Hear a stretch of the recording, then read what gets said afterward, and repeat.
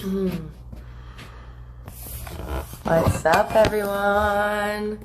It's been a little while. Instagram is telling me some things. Create a room by inviting others to broadcast with you. I do want to invite someone to broadcast with me, so I'm going to figure this out. We're going to go on his account, but he's like blacklisted in some way. So Instagram's not happy. So let me check this out. Okay. Manage who's watching. Okay. Got it. Just figuring out this stuff. I like delete my Instagram account often, or my Instagram app, so it's always like giving me all of this information every time I come on. View questions. Okay, got it. Stop telling me. View request from audience to join. Okay. Jackson, send me a request. Okay, you're there. Okay, so we're going live with Jackson, hopefully. Okay, he's sending me a request. Let's see if this works. Go live.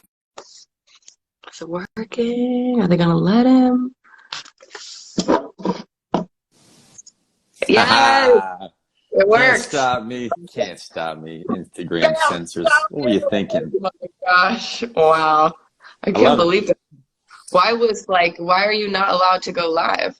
I don't know. I incited a riot. I don't know. I said something naughty about the jabs or the disease problem out there. So I don't know. I've been naughty. I say a lot of things. Oh, we have a what is it called when Instagram does that?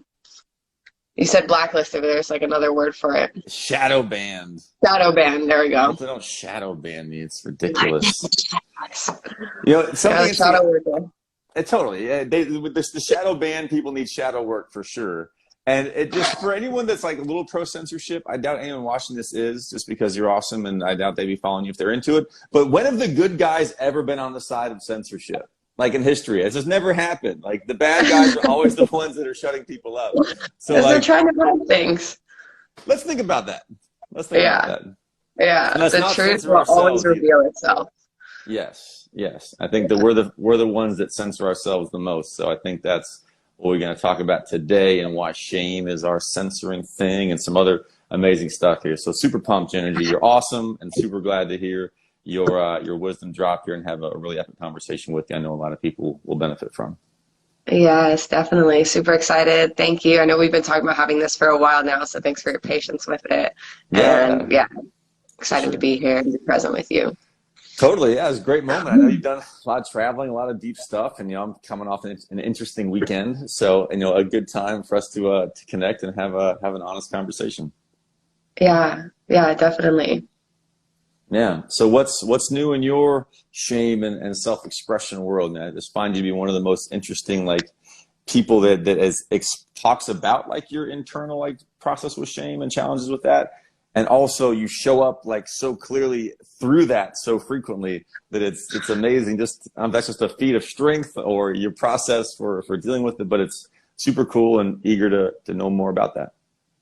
Yeah, it's definitely a constant journey, and when it's been a deep and a long journey. I mean, when we look at first of all, the scale of consciousness, we can see shame is actually the lowest vibration on there. So when we're holding on to any of these vibrations, it's really bringing us very far down in what we're able to achieve and be in our state of reality and consciousness. So realizing that I had a lot of vibrations of shame that I was holding on to from things from childhood and things like that, once I got into a space where I started dancing, I started realizing whoa, there is so much that I am moving through. So my beginning stages, I've talked a lot about this with dance, was going to ecstatic dance and feeling embarrassed, always judging myself, and then thus comparing myself to others and feeling ashamed if I wasn't in a certain space. So my journey with fire dancing has actually been one of which really burning through those layers of shame and fear as well too is a big one. And oh, are you frozen? Are we still live? Are they cutting him out? Okay, hopefully if anyone's on there, can let me know if we're still here. But yeah, on my end it's showing Jackson is, oh my god, it kicked him out. Fuck. Damn. All right, so I'm gonna continue this here. Jackson can leave comments. Fuck. They're really shadow banning him, guys. Like this is legit.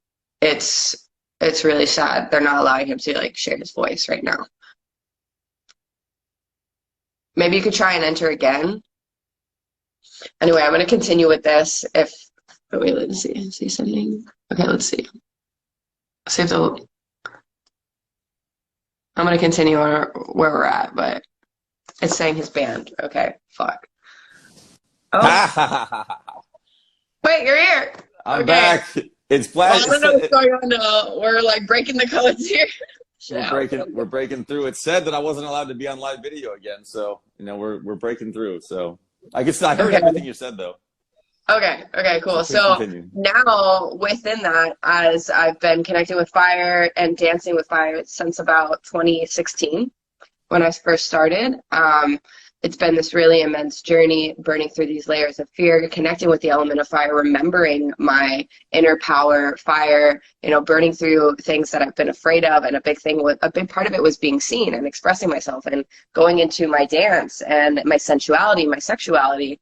And so there's so many layers of this that has been conditioned through social programming, religion, norms, all of this, and just the way in which we compare ourselves to others in society that really creates these kind of like mental illusions that limit us from our full expansion and expression and freedom.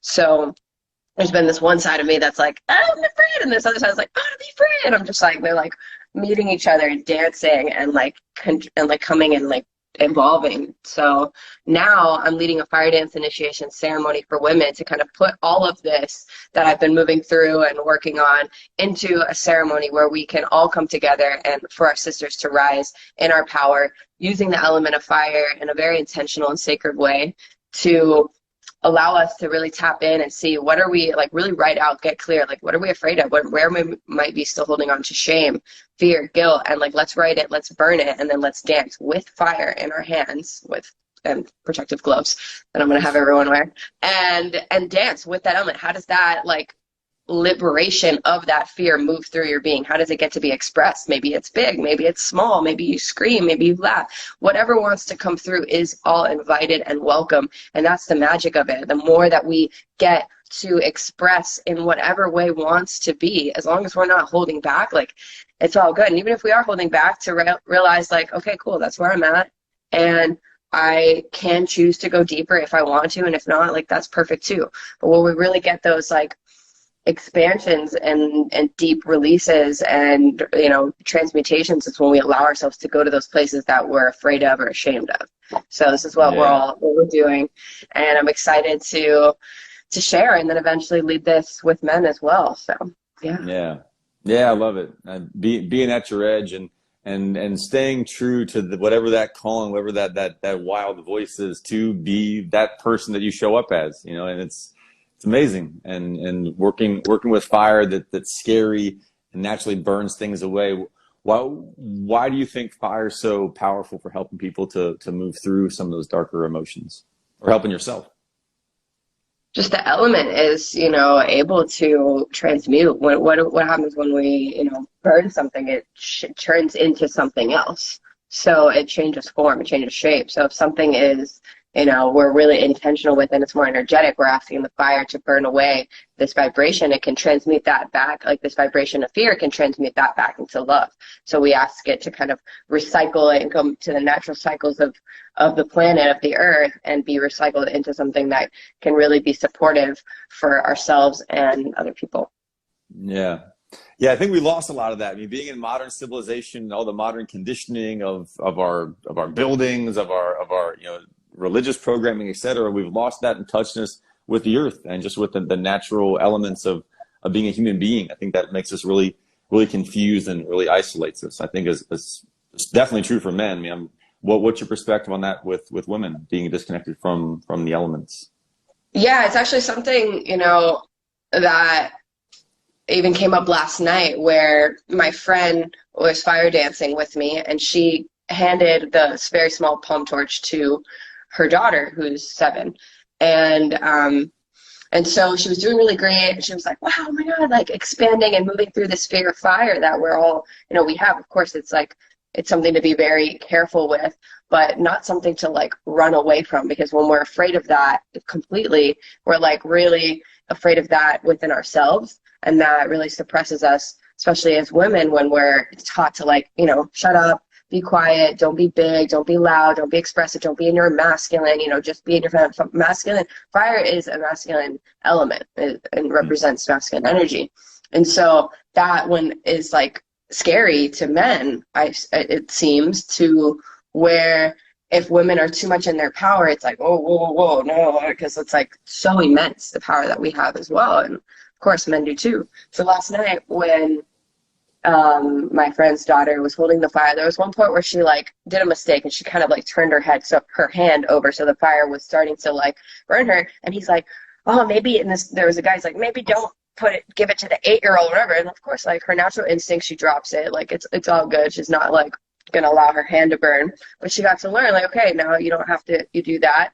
And there was a moment where we got to, you know, have a conversation with her, like talk like, hey, look, so when you do this, the fire's burning and it's going upward. So we're teaching her about fire and how it works and how it learns. If you put your hand like this, it's going to naturally burn you. So you just, you know, you hold it like this. And so we got to educate her and teach her and like have it be a way where she's not like now like, oh my God, it got a little close to the fire and I'm afraid and I'm going to run from it and run from that element inside of me as well. So then I had this conversation with the man, and I was like, just really like vulnerable and authentic with like where I was at and like why I do this and why we handed it to the 8-year-old. She's actually 7, but she's almost 8. Why we handed it to her, you know, and like the power and the importance of that. And then he like really heard me out and then started to understand, and it was a beautiful conversation we got to have. Yeah. Yeah, I love it. You know, we gotta learn by experience. You know, like we like make kids so like protected and like bubble wrapped now. It's like we got to get out in the world and live. People are so like this helicopter-y vibe, and that's what's happening in society, I think, too, is like we're all trying to do these stupid laws to protect people, and we just need to live and just kind of sort it out one step at a time and go through our own like heroes' journeys of having those challenging moments and growing. Yeah, definitely. So where are you at with your journey?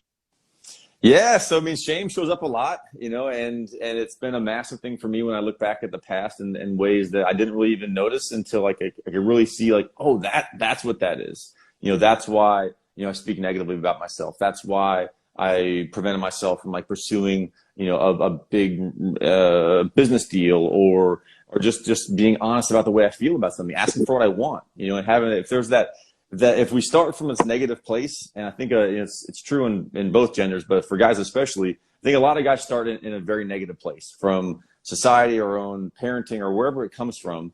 We have this belief of like, I'm wrong for some reason, and therefore I'm bad, and there's just something wrong. But for guys especially, I think a lot of guys start in a very negative place from society, our own parenting, or wherever it comes from. We have this belief of like, I'm wrong for some reason, and therefore I'm bad, and there's just something wrong. And like if that's like our core, if that's where we start from, how are we going to call anything good into our lives? Like how are we going to want to put anything else good on top of that if we feel like what we inherently are is wrong, bad, problematic? Like what are we going to want to build? Like we got to shift that.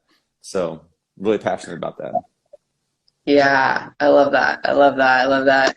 You're really seeing the depths and the root of it all, and then kind of like getting it from the root. 'Cause that's what it all is. Like shame is stored in these lower chakras in the root, and like really unearthing it and kind of like sharing your journey along the way of like what comes up from our domestication, Francis says. Yeah. No, it's a time for a rewilding, like the wild man, like the wild woman. Like there's a really powerful place for that. Like that's. Have you heard of the book Iron John? Iron John, no. Yeah, it's a men's work book, but I feel like you'd really enjoy it.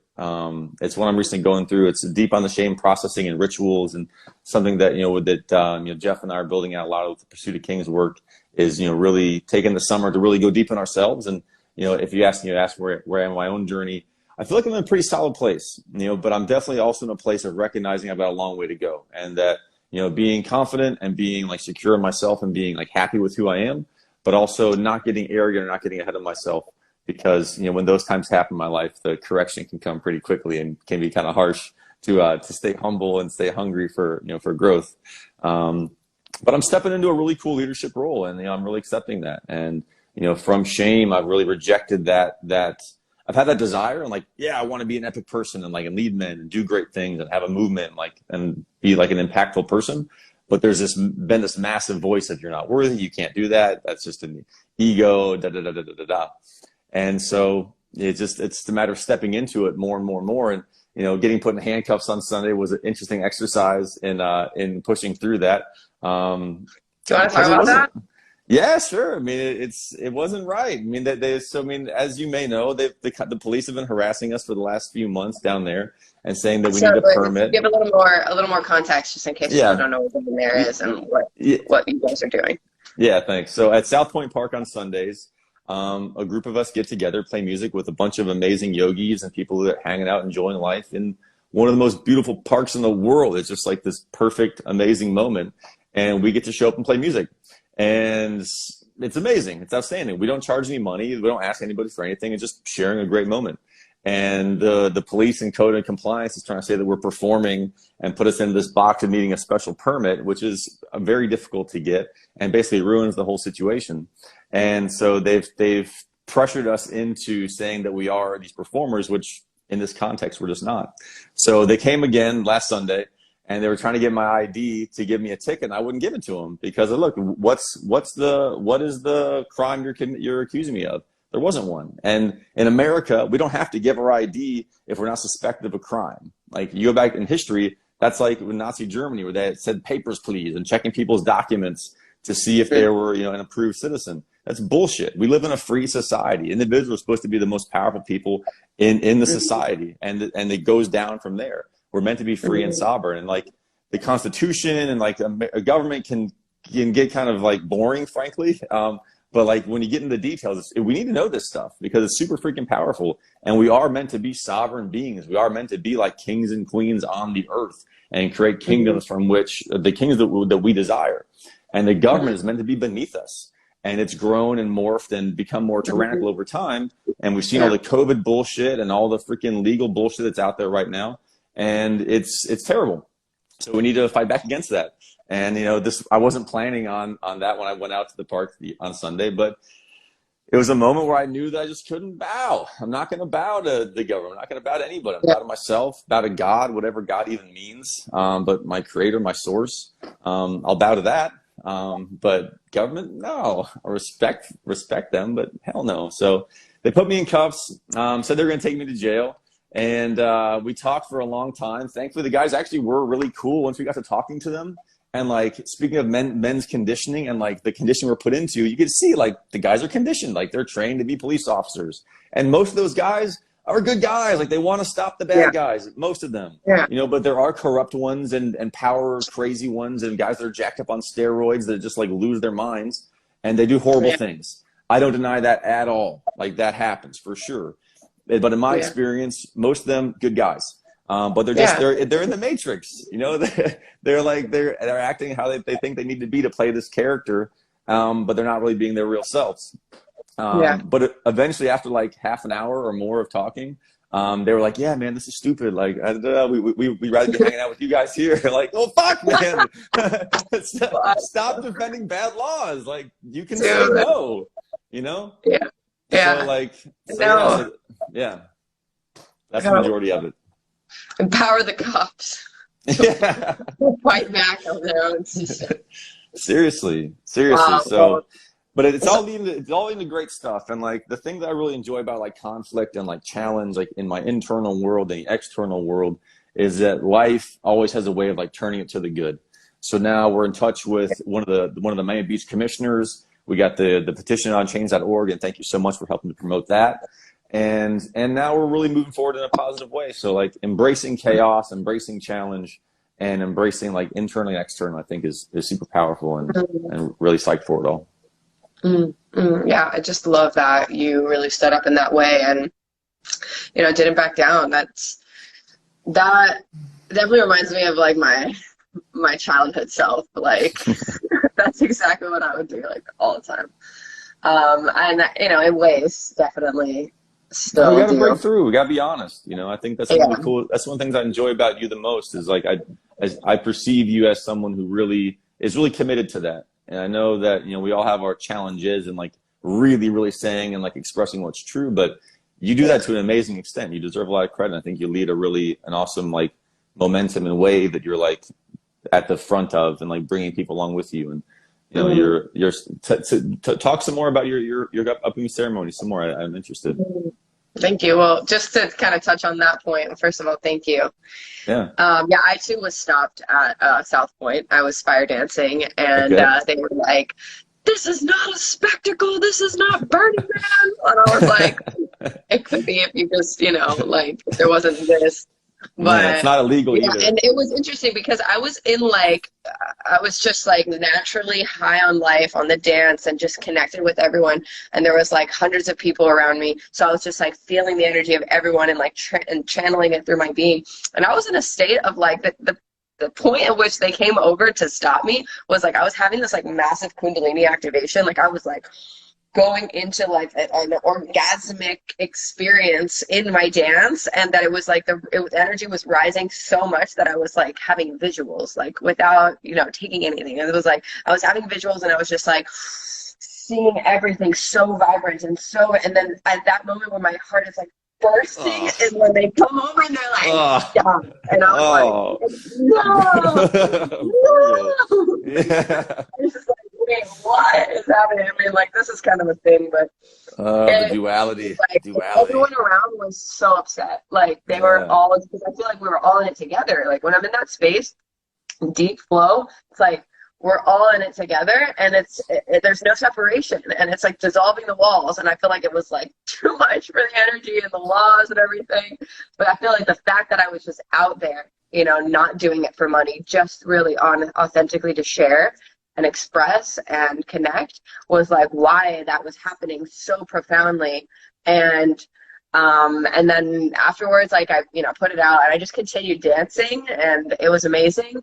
But, you know, it was still like that energy was just like right at that peak. So yeah, the timing of that, I think it's just, there's, you know, we're collectively evolving, and our government gets to evolve as well too, and we get to like hold space and love them through their evolution and process, and like stand up for this and what's like right. Totally. Just but yeah, with the ceremony. Just real quick, I do want you to speak on that, and I don't interrupt your train of thought, but like, it is the role of the artists to create culture. It is the role of like the self-expressed people to create culture. That's it. And the government's going to have to come along with us, and they're going to resist and moan and groan about it. But it's up to us to really, you know, it's a cliche, but to be the change we want to see and to embody what we want to see in the world. Yeah, and it's like we're all deep down artists. Like I was authentically so, you know, in that state of shame and fear that I was like always telling people, oh, I'm not an artist, I'm not creative, like da da da da. And I hear that all the time too now, and I, you know, go around and I'm like, I know, I'm like, I would just want to like shake you away into that, because that's exactly what I felt, and like what I needed in order to like move through was to like go into those spaces myself, realize that, kind of like have those like my ego triggered in ways, and then start to like go into that rather than run away from it.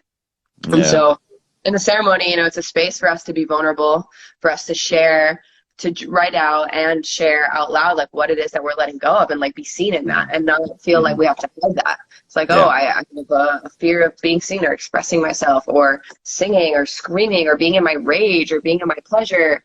You know, like what are those things? Or maybe there's something deeper, you know, that you're ready to let go of, and you have to really like be clear on that. So we're gonna, you know, be really clear on that, in that space, and like kind of share with each other and hold space for our sisters to like get vulnerable, connect, and then dance with the element of fire, and see how like even just like the first time connecting with fire in that way, especially when it's very intentionalness, is like a profound experience. So I just want to be able to like gift these experiences, like pass the torch, and like ignite each other's flames, and continue to like spread that. So that's what this is about, and I'm really excited. I really want to take it to different places, like travel with it, and like bring it to other states and communities. I've been traveling for a while now, since like 2014, and And yeah, I feel I have a big network and community in different parts of the world, and especially in this country, but also in some other countries too. So it feels good to be able to like plug in and like share the love, and then also be able to like offer something that I feel is unique and special in a way that can support Yeah. people. Yeah, I love it. Mm. Yeah, we've been doing a ton of research in the men's world on shame and how we process and the necessity of men coming together. And men and women very different. The masculine, the feminine, very different. But there's also a ton of overlap too. And so what you're saying there that really triggers a thought is like the sharing of our shame. And in a really awesome book, No More Mr. Nice Guy, which goes super deep on the whole shame topic with guys, is like, Mm. yeah, the author is Dr. Robert Glover. He's led thousands and thousands of men's circles, like really a premier like men's work leader. And he says that the number one most important thing in like processing shame and getting to who we really are is talking about it in groups. Like we have to like step up and like say the thing Yeah. that we're scared to say. Yeah. And then we Yeah. can like shift. That's how we really shift ourselves. Yeah, because then you can't hide from it anymore. Because really the only thing that unique and special in a way that can support Yeah. people. Yeah, I love it. Mm. Yeah, we've been doing a ton of research in the men's world on shame and how we process and the necessity of men coming together. And men and women very different. The masculine, the feminine, very different. But there's also a ton of overlap too. And so what you're saying there that really triggers a thought is like the sharing of our shame. And in a really awesome book, No More Mr. Nice Guy, which goes super deep on the whole shame topic with guys, is like, Mm. yeah, the author is Dr. Robert Glover. He's led thousands and thousands of men's circles, like really a premier like men's work leader. And he says that the number one most important thing in like processing shame and getting to who we really are is talking about it in groups. Like we have to like step up and like say the thing that Yeah. we're scared to say. Yeah. And then we Yeah. can like shift. That's how we really shift ourselves. Yeah, because then you can't hide from it anymore. Because really, the only thing that keeps it there is Ooh, you hiding from it and not allowing ooh, it to be expressed or to be seen. ooh. Because once it's seen and once it's expressed and once it's moved through it, then you've already moved through it. That's actually like what it is that's blocking it. So once you're like, okay, wow, I feel like really embarrassed about this. It's like, wait, I'm not embarrassed anymore because I just shared it. And if you're like, and if that point you're judging yourself for that, then that's the next step to work on is like, okay, now if you're going and judging yourself, you're removing your own self-love. And at that point, that's another level of the work. It's like, okay, now if I, shared something, and I shared it, I expressed it. However, I'm judging myself, then I got to work on, where can I love myself more? How can I accept myself in this space? And then realize that it doesn't matter what anybody else thinks. It's all about you and your own level of self-love and recognizing that self-worth. So that's like kind of the next step in that, Phil. Yeah, man, I feel that sums up like it could be like years of therapy, like in one like in one like sentences and like one practice is like stepping into that courageousness and that honesty and like allowing your soul to really feel itself and like I've done a lot of work in the tantra space with Michelle Alva lately and really like learning that perspective and those practices. And it's really getting from like mental consciousness to heart consciousness. And when we really get into that, like intentionally that space, allowing that energy to move and that energy to activate us. And that literally is energy. It gives us power. It gives us movement. It gives us joy.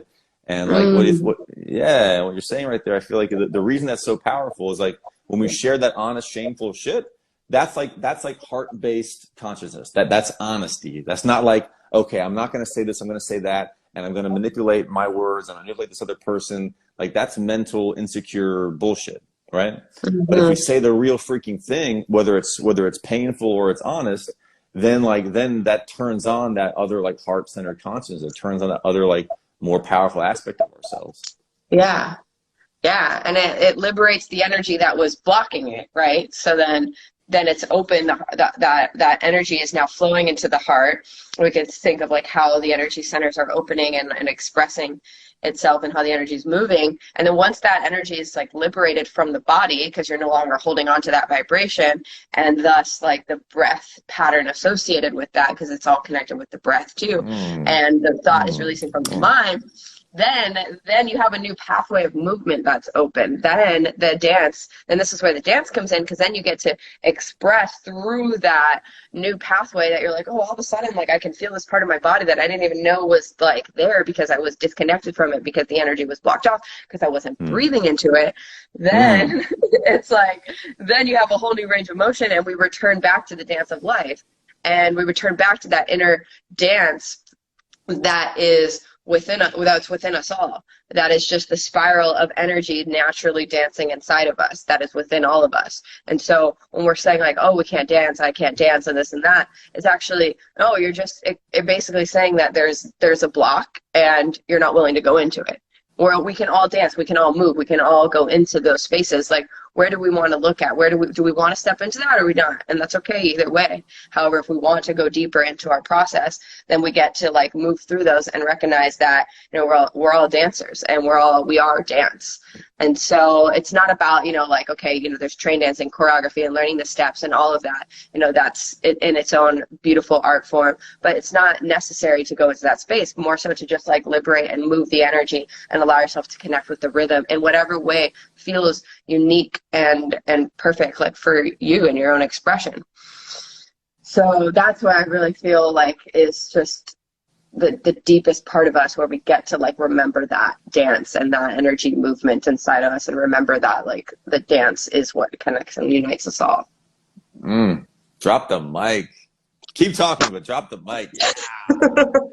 Love it. Got my little notes, and my brain is like. It's so good. It's so good. Like it does for you, like in the fire dancing and in like this shame processing stuff. I mean, I've seen a lot of the other authors that you share and things you put online, but like, do you have some major mentors? Do you feel like most of this is like just you going into like the depths of yourself and like letting the wisdom kind of come through? Thank you. Yes, definitely. Amazing mentors have helped me through and guided me along this way. There's been different people, especially dance related, that I've like come to very, you know, deeply, and I'm like, hey, teach me. First was Alana Mehta. She is also doing another fire initiation thing right now too, at the same time that I am. So I'm just like, of course we're doing this at the same time. But I really learned a lot through her and her elemental meta method practice. And dance in general. Also, Amy Cicada is an amazing dancer, really connected with the natural elements, and incorporates all various modalities of dance into her movement and spirituality within that. And then there's been, you know, countless other like courses and teachers that I've worked with and been with, and that have also really inspired me and shown me a lot along the way. So those are the initial ones. And we also have like Reverend Brianna Lynn, who's just like amazing. I just finished her orgasmic oracle course last year, and the orgasmic oracle course. Orgasmic oracle, yeah. Okay, yeah. What's up with that? That was a course just like fully owning your pussy power and going into these areas that we're talking about. You know, a sister circle. She was like, pussy women, like pussy embodied, like if you have a pussy you can join this course, like this is for you, and we're going to go into this all levels, you know, whatever, you know, in way in which you identify. And there was like, you know, we had a voice activator, a womb activator, and a wild activator. So we had these different like aspects of ourselves that we got to tap into and kind of like go deeper in our expression and sharing. So that was a lot of fun. Also got to connect with amazing sisters in that space too. So super grateful for all of them. And yeah, just plenty of books that have like brought me along in this journey. I feel like what really started all of it was me reading Eckhart Tolle, and it's pronounced Tolle. And that like just got me shifting my perspective in a huge way. And then going along my journey, reading like The Alchemist and Celestine Prophecy, and all of these like really incredible books that have just like expanded my reality, and now you know, continuing in that space. So yeah, there's plenty of teachers, and I'm grateful for all of them. Yeah, right on. Yeah, been blessed with those myself as well. And Celestine Prophecy was one of the first ones I got into in college. That was like definitely opened me up to like a greater context. That like I'm almost like an actor in a movie. Like I'm in this bigger world. There's a bigger meaning and bigger purpose around my life. Which is similar to The Alchemist, which I actually listen to that audiobook almost every single night before I go to sleep. Really? Seriously, there's a reading by Jeremy Irons. He's an English actor, and like the way he does the voices, and he's so calm and relaxing. Like it's like lights out in 5 minutes, guaranteed. It's awesome. But yeah, it's such a good book, and like our personal legends, and like getting to like our core authenticity in our relationships and our business life, and what we choose to be as entrepreneurs or creators. Like it really is, shame is like the bubble around us to keep us from that, and getting into those courageous moments, and like saluting you for helping people get into that first like courageous spark, and like take that first little step, and like make that first little thing to create a bigger wave. It's the momentum, and if we can build on those little bricks of momentum, we can create something that's freaking incredible. And we need to change the world. Like we need to change shit. And like I think for me, and I think for a lot of people, we have this like big dream of like what the change could be, and then we feel like a failure for not doing this massive thing immediately. But I think we overestimate what we do in the short term, what we can do, and we underestimate what we can do in the long term, And so if we just like take little actions and like tell the truth in front of a group of women, or tell the truth in front of a group of men, and then see how that changes your business life, or see how that changes your romantic life, let that change spiral out into the rest of your reality, I think is super important. Yeah, and then that spirals out to the people around, and it inspires them to share and open up, and like, oh wow, like you saying that just allowed me to drop this wall, and it gave me permission to go into that space myself. Sometimes we may feel afraid of it. When somebody else does it, it's like, oh okay, I can take that step too, and we feel inspired. So I think that's how we all get to be medicine for each other, just by being ourselves. And yeah, I love that. Yeah, and it's like even just reflecting on all of the, like, even it's just going back to like, you're like, oh, it's like I feel like who's been your teachers. I'm like, even just in that, I'm like, wow, there's like all these different lineages and like things that I've studied and everything, and just it's really like getting all of the information and then like assimilating it. And I feel that and even like the plant teachers, so there's a lot, and then the downloads that come through with dance, and it's just like, where does this even come from? So yeah, there's a whole abundance, and I'm grateful for that. My mind is always going. Yeah, no, it's beautiful. And how we find that like middle path between all of it, and like bring this into like a unique, like our own like expression. I love that. I focus on that really tightly. Is how do I get like the middle path between different perspectives?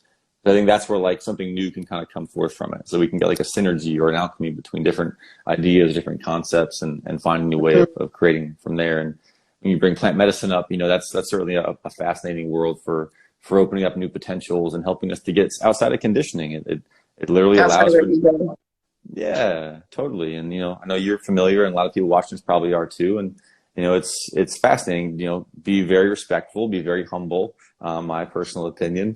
Be very intentional, and if we do that, then a lot of really amazing insights and new developments in our personalities can come forth. By it can be very confronting, in my experience for sure. Like, hey, here's the things you're really kind of fucking up, kid. Like, there you go. Like, there's no getting around it. But it can be in like a gentle, kind of cool way, where it's like it's not quite so harsh. It can be like, oh, okay, I can work with that without getting defensive or offended.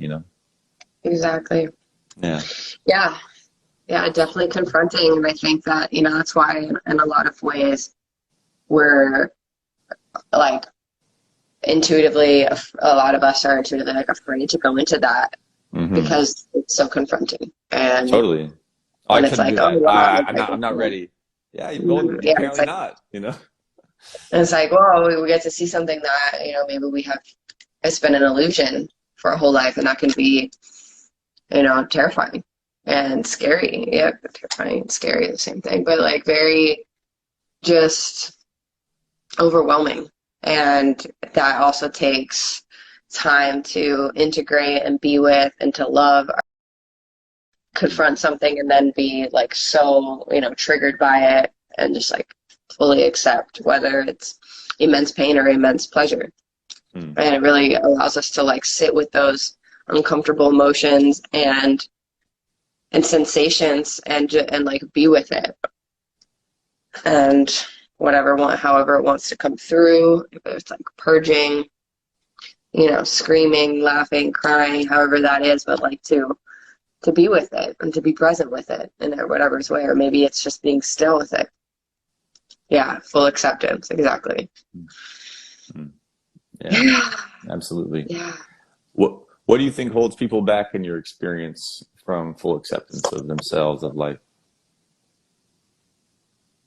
That what you shared about being wrong, that feeling like, no, this is wrong, I'm wrong, I can't accept this, I can't love this. This is wrong, or this is bad. And especially, if we're like punished, conditioned, like, you get hit if you're doing something wrong, you're a bad girl, you're a bad boy, you're misbehaving, and like conditioning us into, feeling like just our natural instincts are wrong in some way. Then, and yes, of course, fear.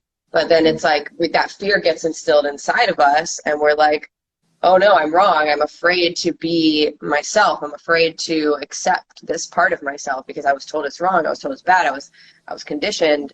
And, we also have like ancestral like conditioning and wounds and trauma that goes into this. So it's not even like totally just this life.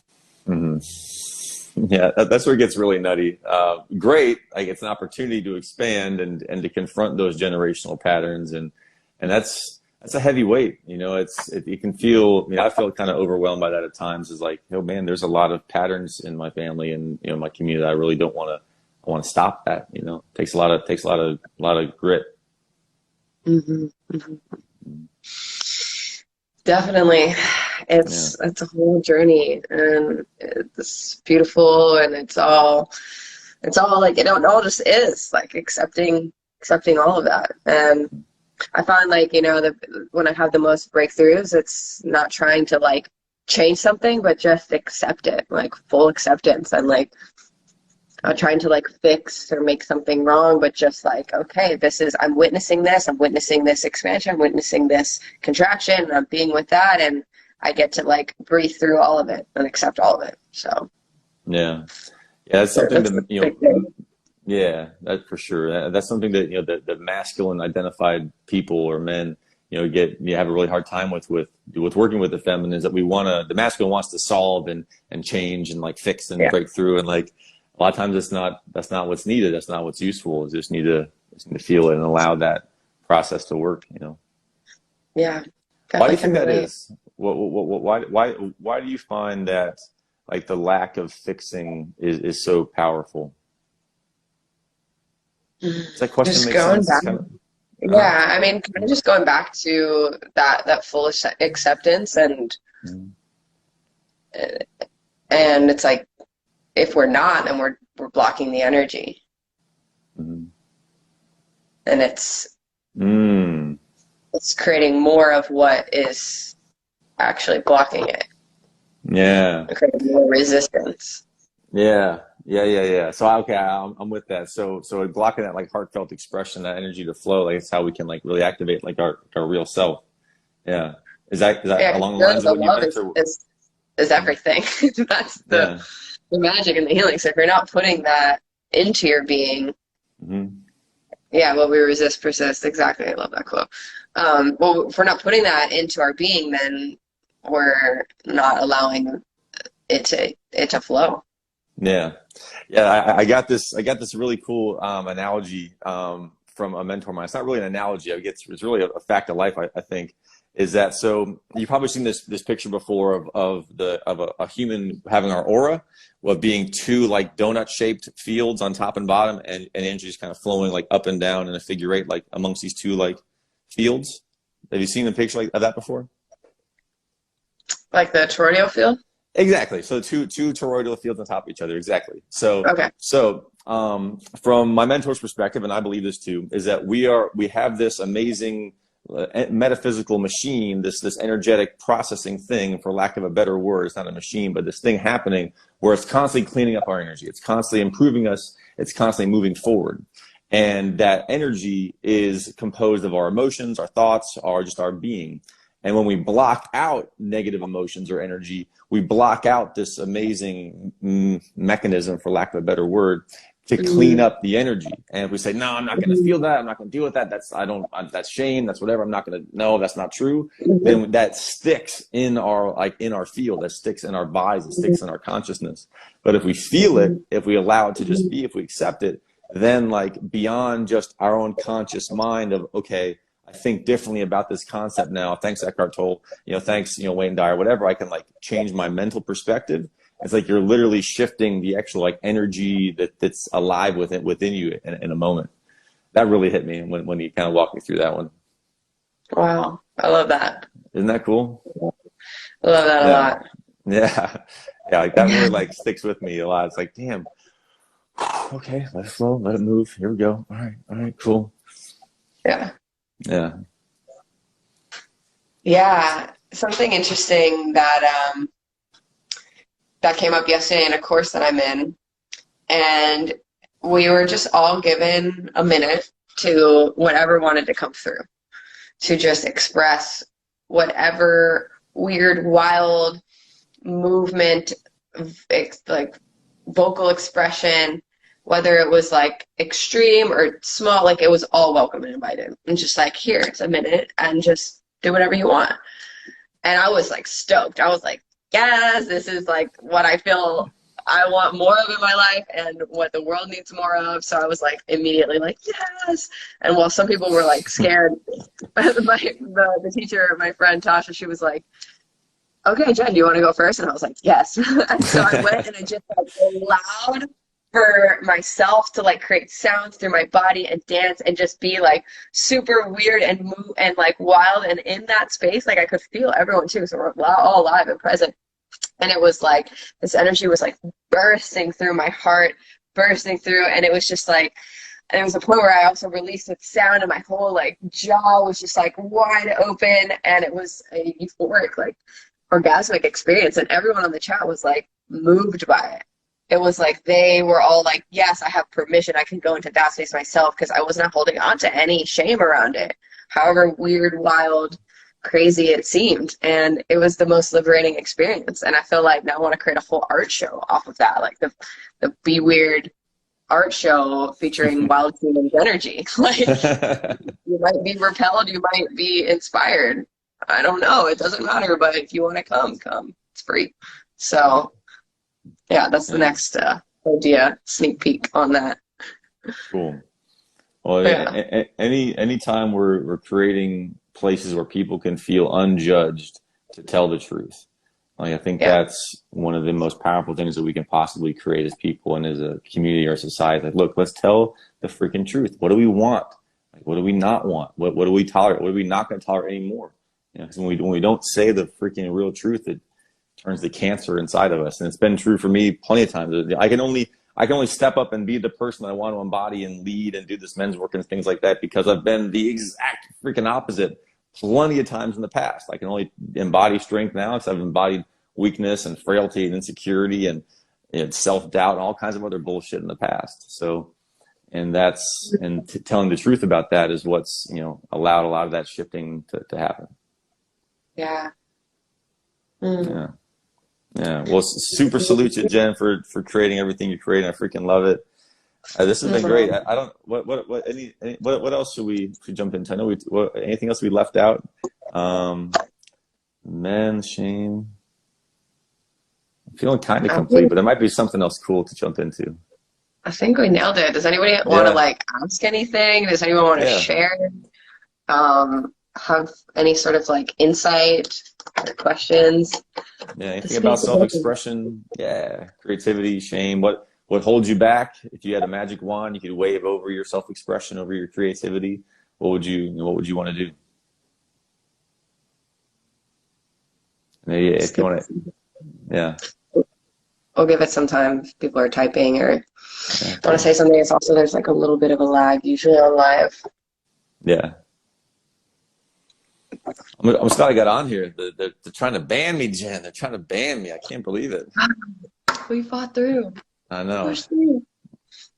I'm stoked about that. I'm stoked that we finally got to have this. This has been great. Yeah. I feel really inspired. Super grateful for everyone who's on here.